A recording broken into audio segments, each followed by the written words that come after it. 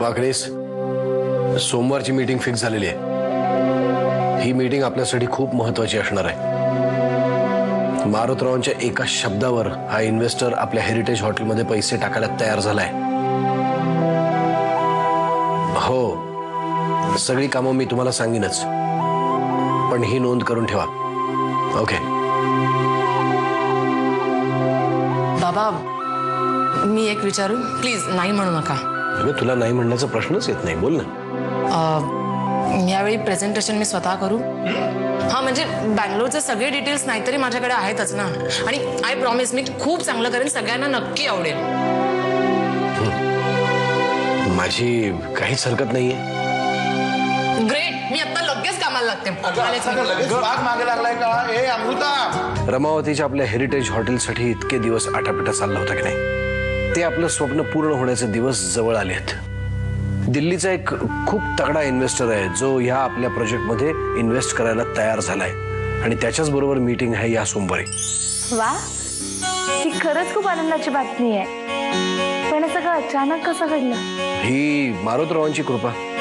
त्यांनी शब्द टाकला म्हणून हा बडा माणूस मला भेटण्यासाठी मुंबईत येणार आहे। आणि या कामासाठी तुम्हाला खूप खूप शुभेच्छा।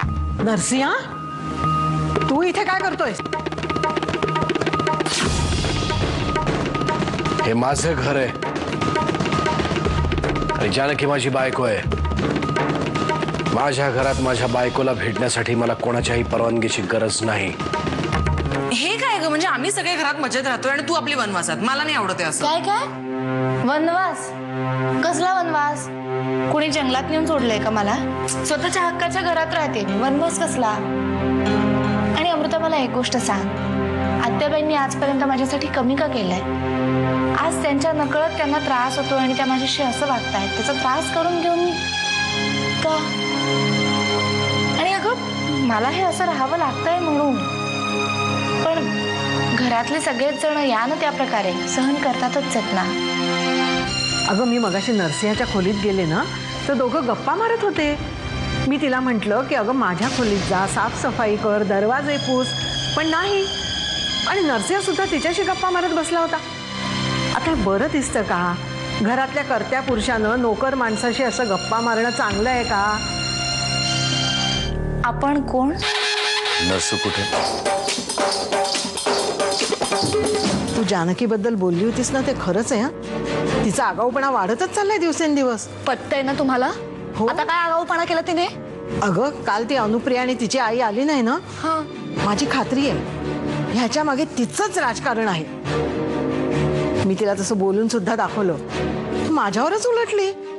हो, मला म्हणाली आत्याबाईचं नाव करून तुम्ही राजकारण खेळताय, पण तुमचा हा डाव मी कधीच यशस्वी होऊ देणार नाही।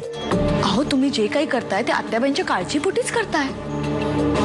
पण काही म्हणा, जानकी ना आधीपासूनच फटकळ आहे, सगळ्यांशी असंच वागते, असंच बोलते। तिच्या समोर शरणागती पत्करणारी नाहीये मी।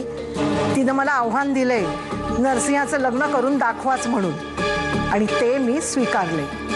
अशी सहजासहजी हार मानण्यातली नाहीये मी। बरोबर आहे तुमचं।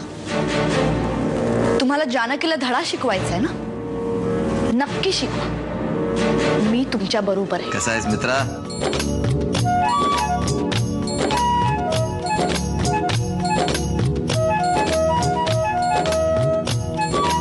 ही माझी बायको जानकी,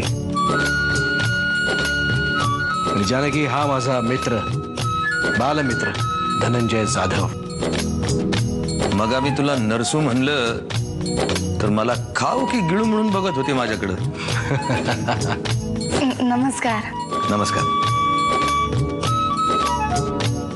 आज इतक्या वर्षांनी अचानक कसा काय आलास? तुला न्याय आलोय गड्या। कुठं? आपलं वचन विसरलास? अरे जिंदगी पणाला लागणारी शरद खेळतोय म्या। किसन देवानी अर्जुनाला केली होती ना तशी साथ। अरे तू माझा किसन देव आहेस,